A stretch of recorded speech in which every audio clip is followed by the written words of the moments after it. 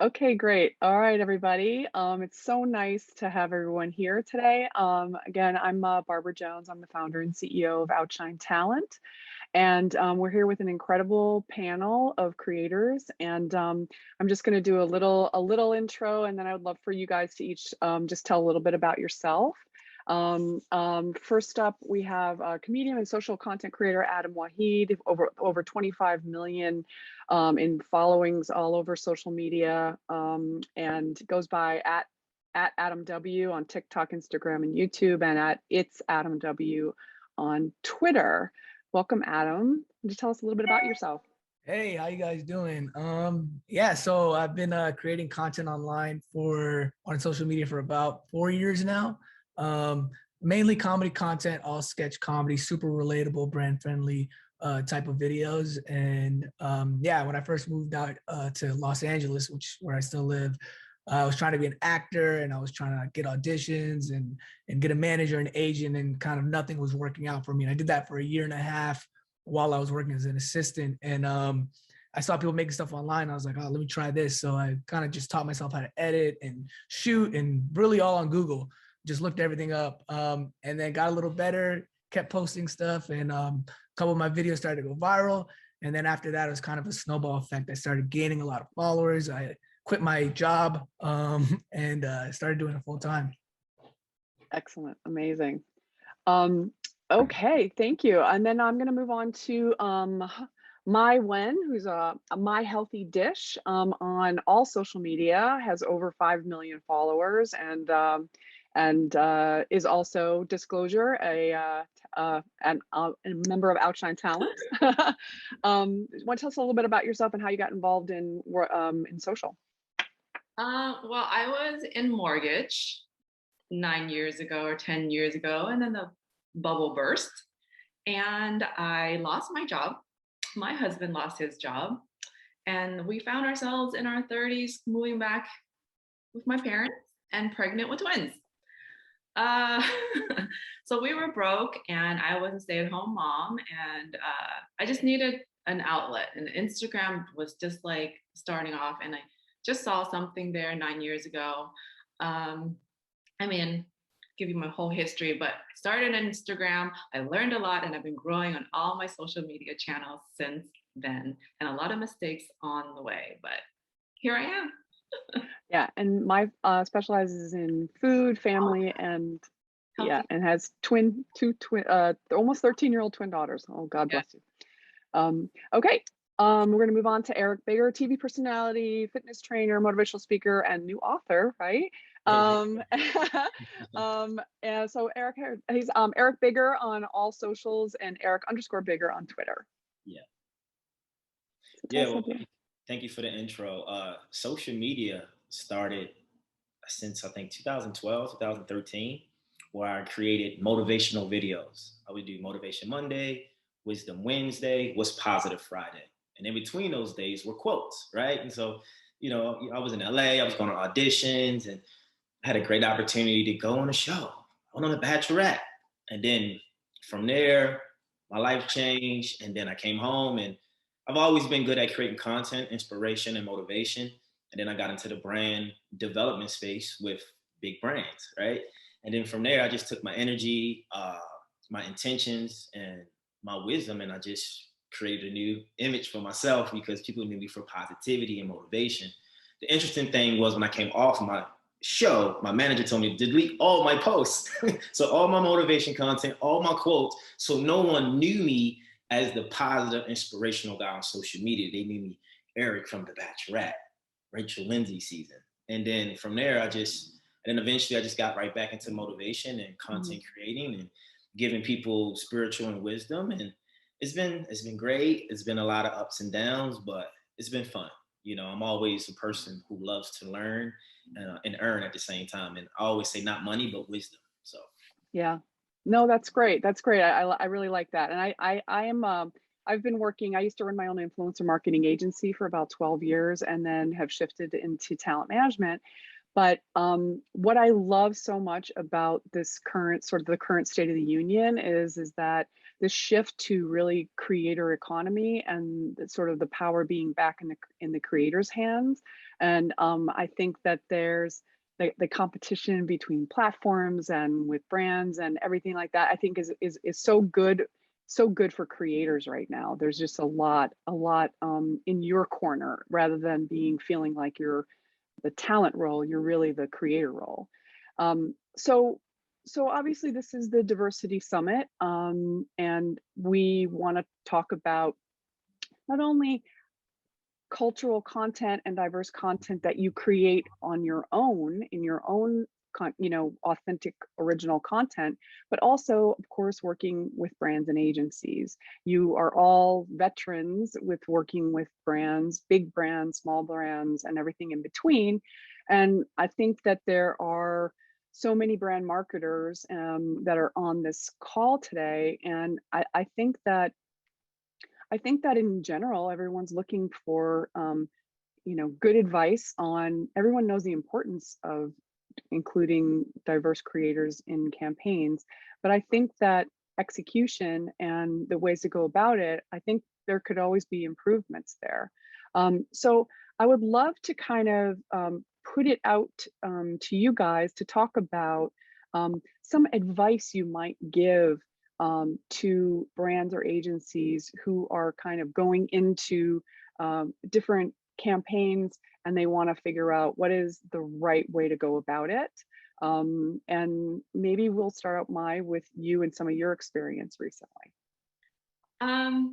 So I had a really great experience with Sam's Club during API month, where they literally just said, we just want to learn. So we just want one video and we want some stories, but you just come to our store, you shop, you tell us what ingredients you like for your recipe, and we just want to learn and learn about your culture. So it was really I felt really included in that campaign.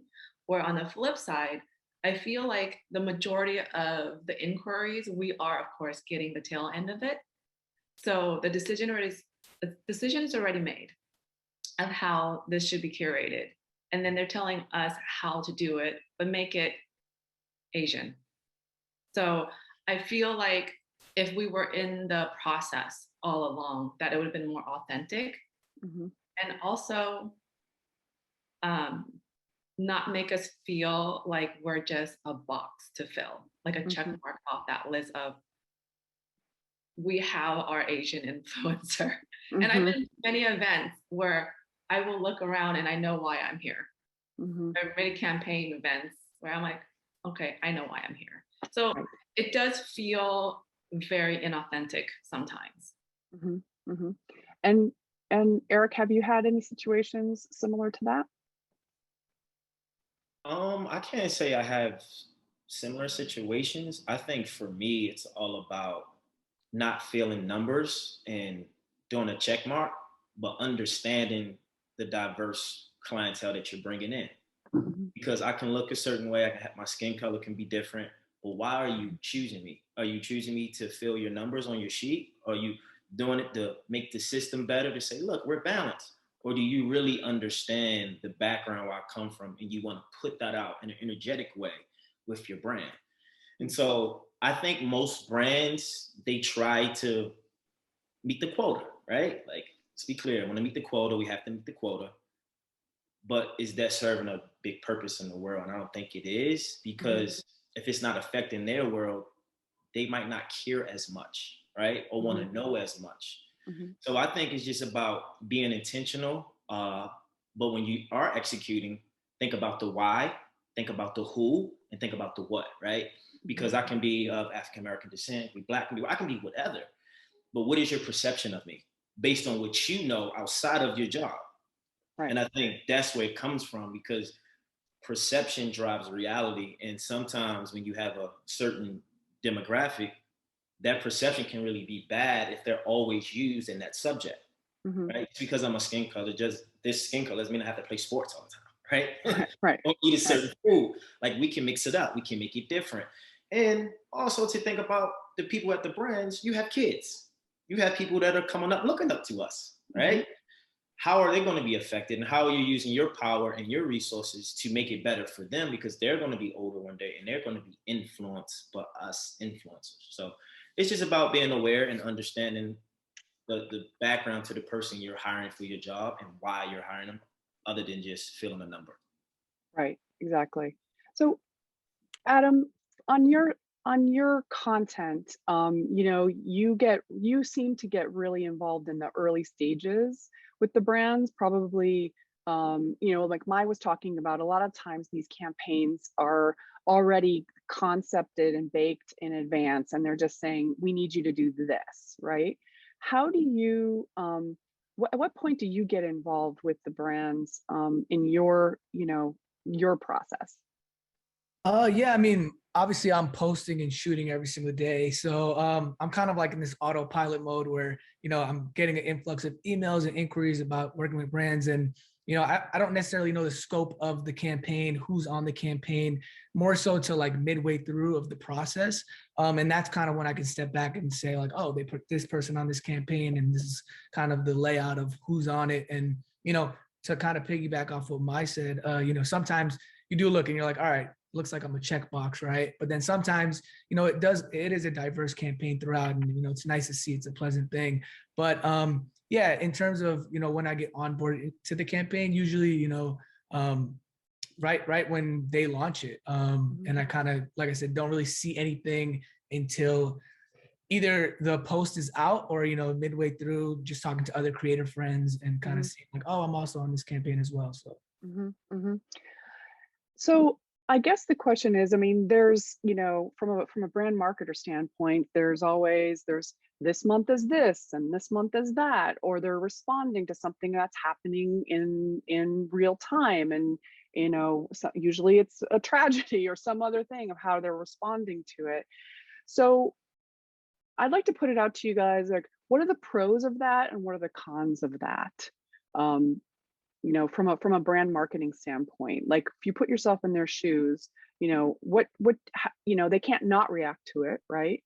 But how would you go about it if that was your role? Well, I live in the Bay Area. So during this year, it was when a lot of the Asian violence was happening, was in San Francisco and Oakland and San Jose. And then we had the hashtag Stop Asian Hate. And then API month like really like rolled around the same time. So it was like this big perfect storm of a lot of eyeballs on the Asian community and what we were going to do about it.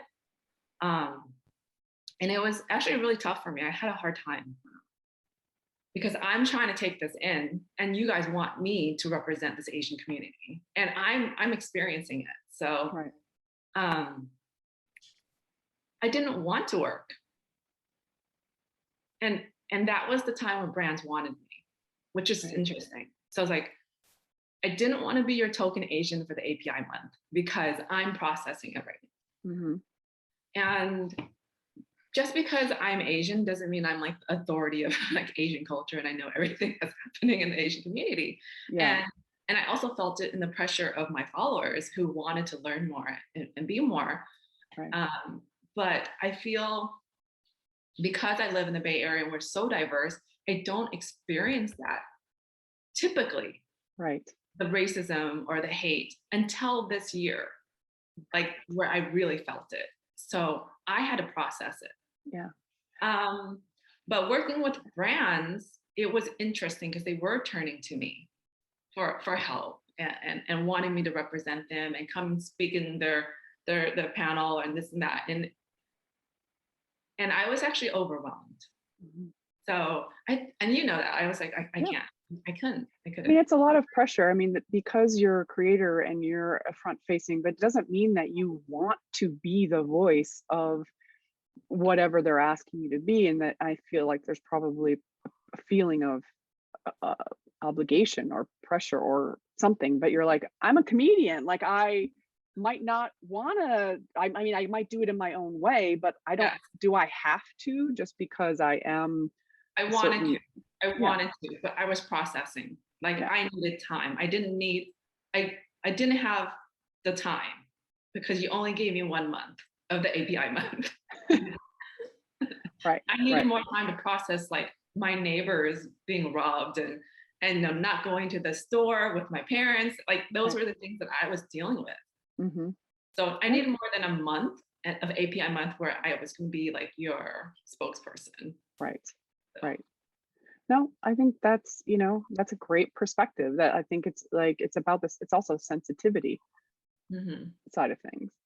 Um, well, I think that there's also, I would love to kind of also get more feedback on pros and cons of highlighting special months and events and things like that. Because yes, there's a certain amount of, checkbox, but I think that it's also an opportunity to, like Eric, you said, put out great content, but also in the way that you want and create the perception that you want. And, because you are sort of being looked up to by a lot of different people. So, what are the pros and cons of having these sort of like special Black History Month or Pride Month or all these different things?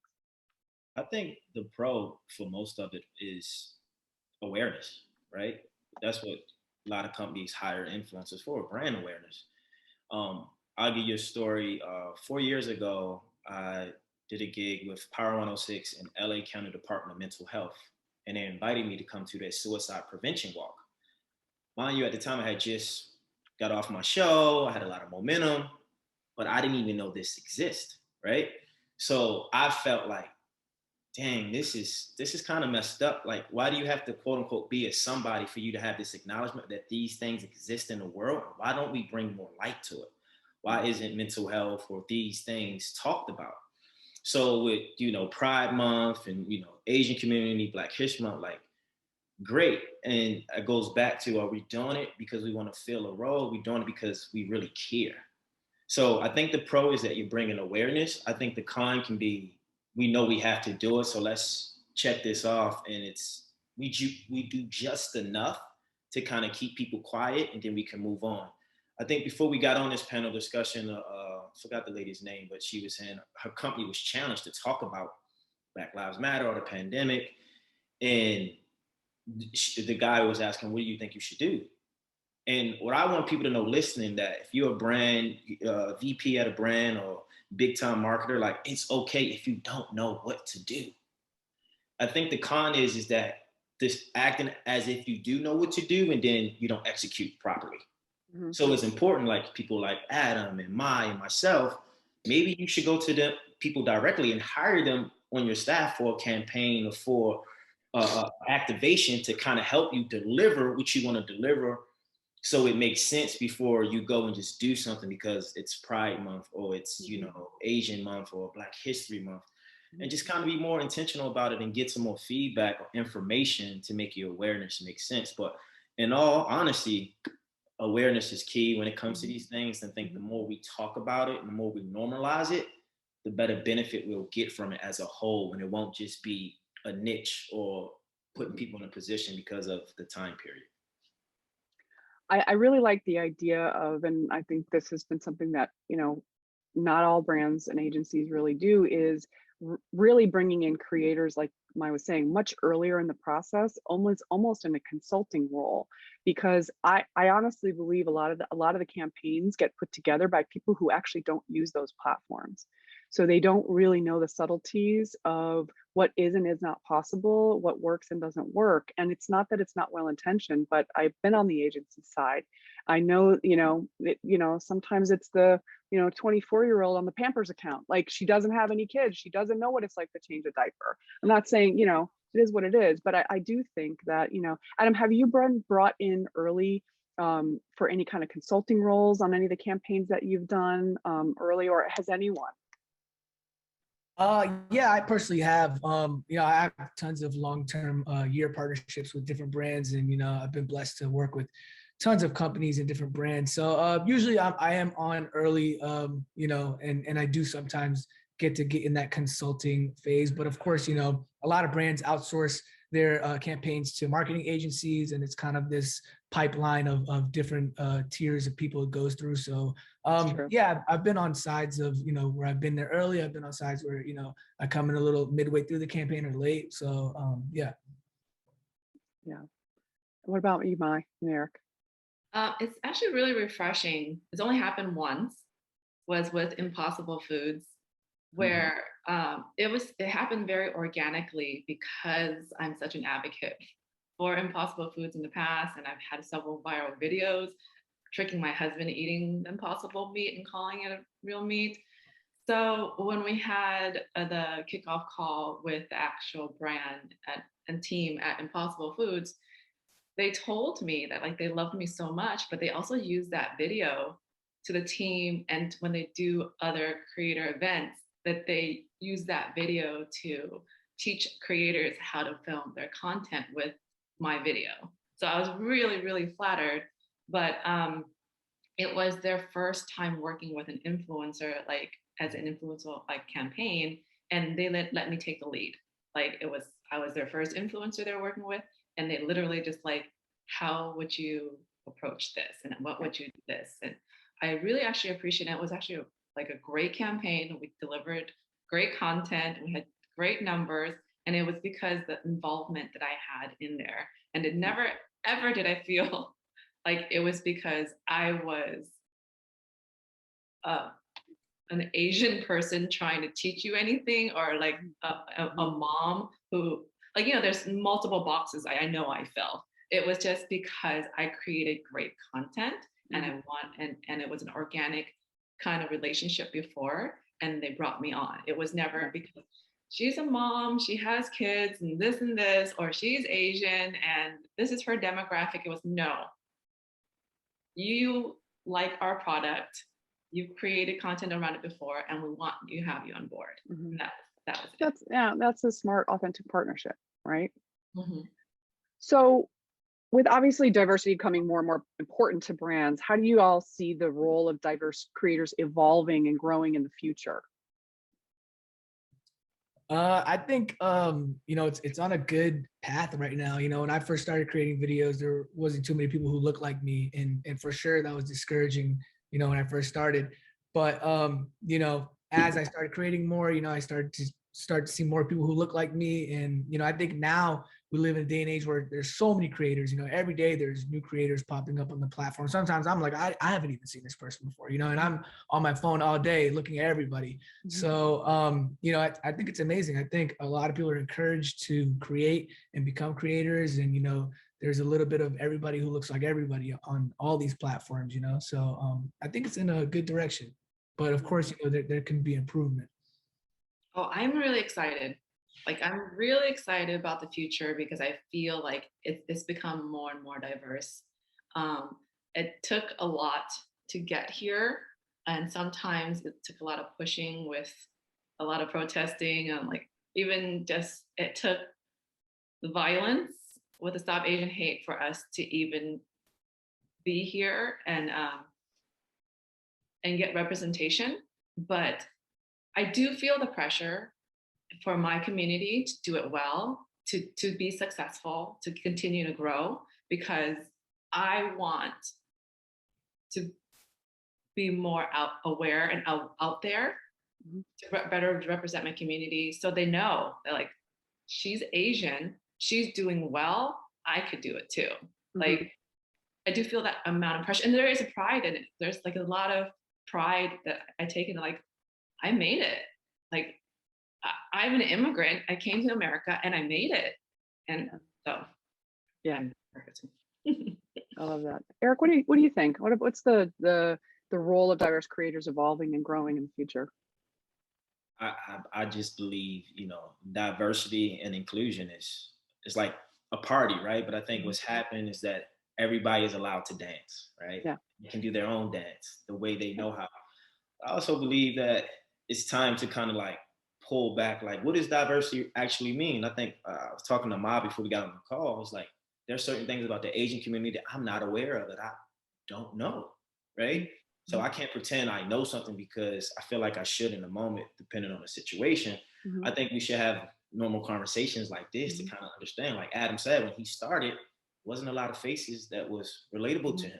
So it could have been discouraging, right? Yeah. So for me, I always say, how do I use my platform to help people evolve, heal, to keep them inspired and to let them know that they can do it, right? Yeah. I didn't write a book to say, oh, look, I have a book. I know the inner city of Baltimore a lot of kids, you know, African American or Black, they don't think about that. They think about going to the NBA, right? Yeah. They can make a pro in sports. So they go pro in life. So let me be that. Let me do that for you.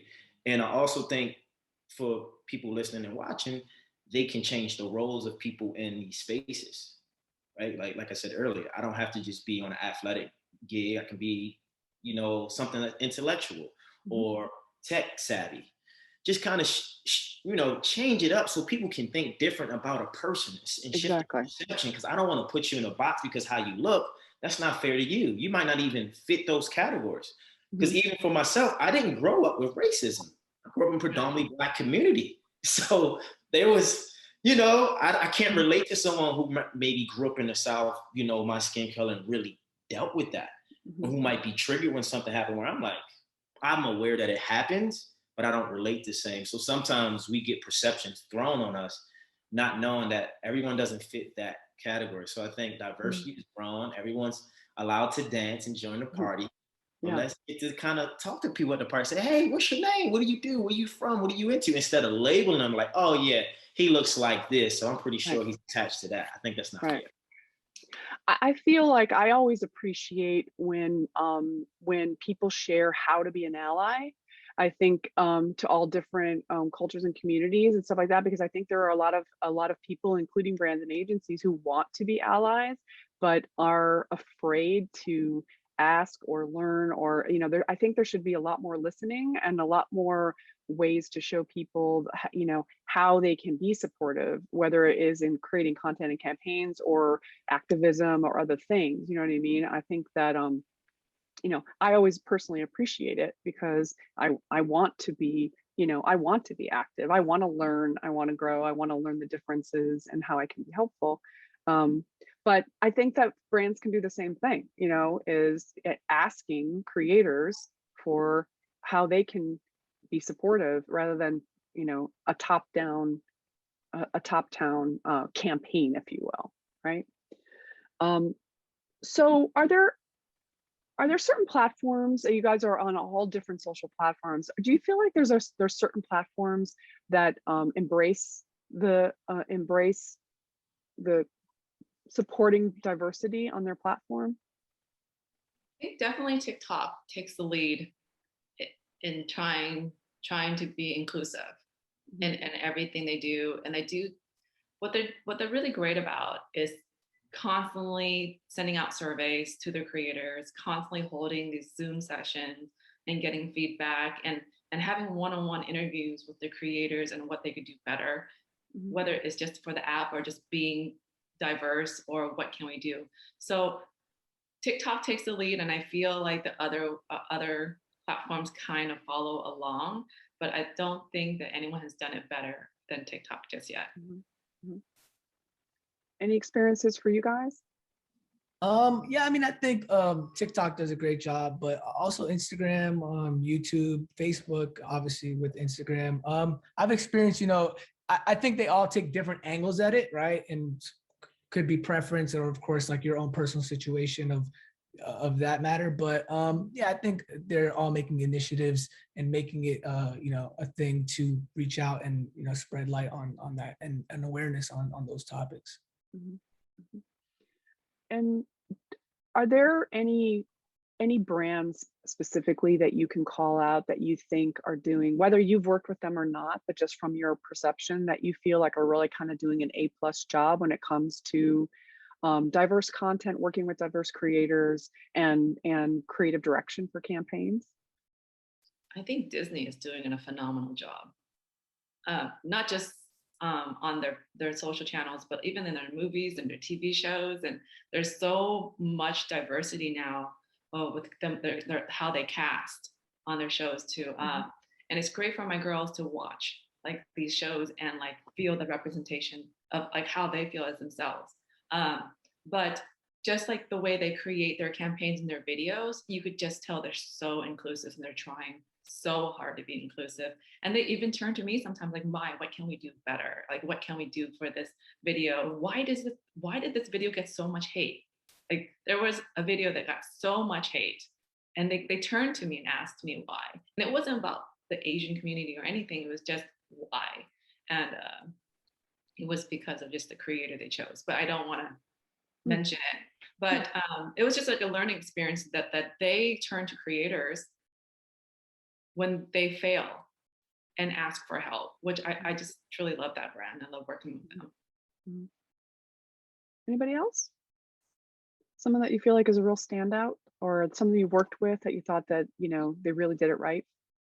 I work with Old Spice a bunch, and I mean, they do a great job of kind of staying diverse throughout, and you know, you constantly see different people doing content for them. I know that they definitely use their voice during the BLM movement, which was cool, and I took place in that as well. So I mean, they've always done a great job of staying diverse and kind of, you know, using their voice in the platform. Mm-hmm. Yeah, I think I did an event. Actually, they had a summit, Under Armour, about a year ago, and they probably had about at least 200 influencers from all over the world, and it was very diverse. Their message was the only way through, and we took courses. I mean, it was just so many. Who was it for? Under Armour. Oh, nice. Yeah, so they had like a summit, like a big summit, like of 200 influencers from all over the world, and we did like different days. We had different workouts and courses where they taught us about the technology. And it was interesting to be in the realm of so many diverse people, and you learned a lot. You built relationships. We had dinner. It was like a diverse retreat. And the piggyback off of Maya about Disney, I would say Pixar, the movie, the Soul movie with Jamie Foxx.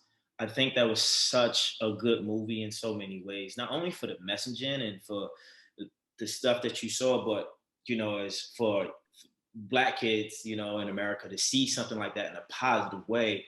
I think it was a different type of inspiration. And it wasn't exploited in a negative way. It was something like celebrated like positively. Mm-hmm. And I think more of those type of shows should be pushed out on social or digital to kind of like, you know, fix the psychological aspect of people in the world, because what we see is what we believe. And a lot of times people go off what they see and not what they know. So I think more like messages like that can kind of inspire something in you for good change and not pain should be celebrated, right? Right, And, exactly. yeah. I actually had a very eye-opening experience with just the entertainment industry when I went to the Crazy Rich Asians event, and the director and cast was there, and we were having lunch at his family's restaurant, and it was a very like intimate event. And the director said, "This is like the first movie with an all Asian cast in maybe 20 years because of maybe the Joy Luck Club." And he said something that I did not even realize was that we are on the front lines right now. If this movie doesn't do well, there's like other projects that are on hold waiting to be greenlighted to see how well this all Asian cast does. So what we need to tell the community is to show up and represent in the box office. And like, even though it was so obvious, it never occurred to me. It never occurred to me that money does talk. Just like Black Panther was like such a big monumental event because it broke blockbusters. Well, you know, the movie that made so much money. Yeah. Right. So now we need an all Asian cast. We need all this cast. And and it just greenlighted a lot of other shows and movies because Crazy Rich Asians did so well. Yeah. So. Completely. Well, we're getting close to the end, and so I wanted to just go around, and you know, we're obviously also coming to the end of 2021 and looking forward to 2022, and I would love to kind of just go around to each of you and just kind of a last word on how you would like to be working with brands in the future next year, whether it's something different or something the same, but what do you think is you know, the way you want to see your future next year working with brands? Adam? I guess I'll go first. All right. I think you know, kind of the path I've been on has been amazing. But it's just nice to see these campaigns where, you know, they're really, you know, focusing on the awareness aspect and having a diverse campaign. And kind of like Eric said, you know, we don't know sometimes what a motive or intention might be, but, you know, I think the main point about it is whether their motive is good or bad, just raising that awareness is the most important thing, you know. I did something 2 years back where I built a school, and I posted about it, and some of the comments were like, "Oh, this is amazing, you built a school," and then some comments were like, "Oh, why would you post about it? You don't have to post about it." And obviously, my motive about posting it wasn't to brag that I built a school. It was to show people that this is what you can do with the platform, right? And by posting that video, in turn, I was able to get other creators to now fund a school as well, a separate school, right? And the overall goal is, let's build as many schools as we can, not let's brag about it, right? So regardless of what the motive is, right? Just the fact of spreading awareness is what matters to me the most. So just being part of campaigns, where the awareness is spread, and working on campaigns where it is diverse and you kind of see everyone across the spectrum on every campaign, it's just refreshing and it's great. So that's kind of something I'm looking forward to moving forward into 2022. Excellent. And Eric, what are you looking forward to with working with brands next year? I want to work with, brands who are being very authentic, stimulating growth, like in the world, to help humanity evolve, but creating diversity, right? In a more intimate way, not in a more expansive, general way, because we know we got to fill numbers, we got to get these things. But let's have a conversation that, a diverse couple or friends would have, that's natural and that's not so controlled. Mm-hmm. Also, where the influencer can have more creative control over what they do say, or not that they don't, but when it comes to the front end of the campaign, instead of taking the intellectual property and then putting it back as if you created it, where it's like, hold on, I created that. So other than that, just more authenticity, growth, and diversity, man. I think everybody deserves to be heard, seen, and felt. And we need to know people's story that don't look like us. So we can grow and we can add value and say, you know what? I didn't know that affected you that way. I'm sorry, get it. So yeah. But I think you're right. And Maya, I'm going to ask you too, but I do think it's about the story, not the numbers. Yeah. It's finding the right people that are creating content with the right story. The brands can go and utilize that as their message. It's like, the numbers aren't always the most important. And that's what I always want to say. It's the story you're creating and the content you're creating by far. Maya, what about you? What are you looking forward to next? I'm looking forward to a lot of things next year, but I think I'm in a very unique situation where me, Adam, and Eric, we have a little bit more say in the matter of how we work with brands and how we want our content to be created for them, where I think the majority don't. And I think we need to be like really aware of the other creators within the campaign and be their voice as well, because I feel like they're being trampled on. Mm-hmm. And hi, Chris. So, yes. Yeah. Okay, that's great. Well, thank you all so much. We had a really great discussion, and just really appreciate it. And thanks to Brand Innovators and Influential for hosting this entire day, but specifically asking us to be on this panel. We really appreciate it. Thank you all so very much. I have one wish for 2022, and that's to work more with all of you guys, because you're all wonderful. Thank you so, so much.